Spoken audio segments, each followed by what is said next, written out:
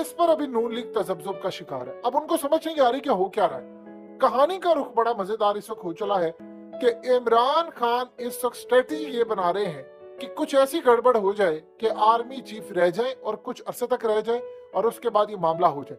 अब काशिफ अब्बासी का ये जो कहना, असल में सीन कुछ ये हुआ है कि इमरान खान के साथ एक मीटिंग हुई थी, जो इनकी पार्टी रहनुमा थे। उन्होंने इमरान खान से पूछा कि ठीक है, हम पूरे पाकिस्तान से लोग लेकर इस्लामाबाद पहुंच जाते हैं, पूरा इस्लामाबाद बंद हो जाता है, लॉन्ग मार्च बड़े लेवल का हो जाता है, व्हाट नेक्स्ट, क्या स्ट्रेटजी है? धरना देना है।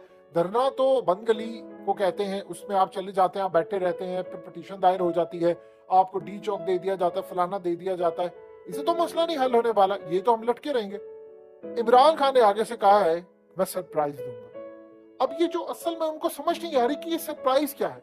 इमरान खान ने शाह महमूद कुरैशी को भी नहीं बताया कि मामला क्या है। वो कह रहे हैं कि मेरे बहुत सारे जो लोग हैं